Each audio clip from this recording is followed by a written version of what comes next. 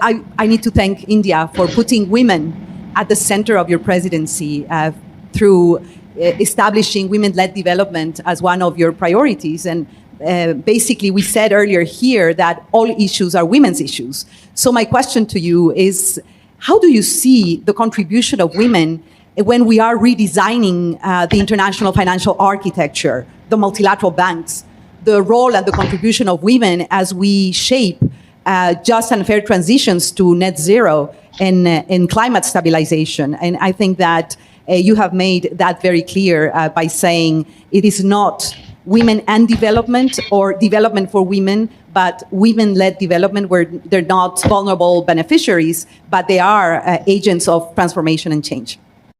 Thank you. Why do we use the term women-led development? Partly because this is something which our Prime Minister in particular has repeatedly emphasized. If you look actually at the place of women in society, the place of women in family, women in many ways are actually extraordinarily influential. They are the glue that holds a family together. They are the glue that holds communities together. That they're imbued with a sense of responsibility. I mean, if you look at any difficult situation, I mean, each one of us thinks about our personal lives and personal experiences. It is the women in our family who would actually, in a sense, take it upon themselves. And if somebody has to absorb the cost of it, they are the people who normally step forward.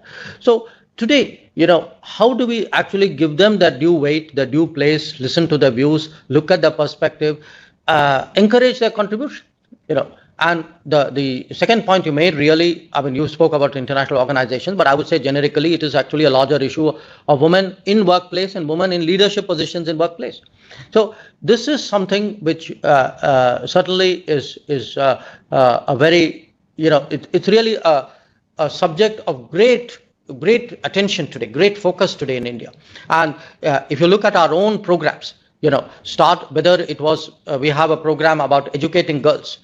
The entire toilet program was actually focused on ensuring there was toilet for girls so that there was then a willingness to send girls to school.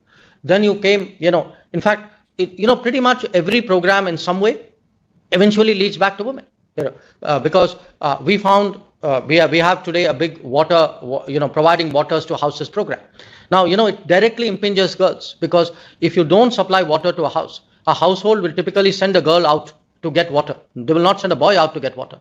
So in different ways, every social program in some way or the other feeds back into the well-being of women.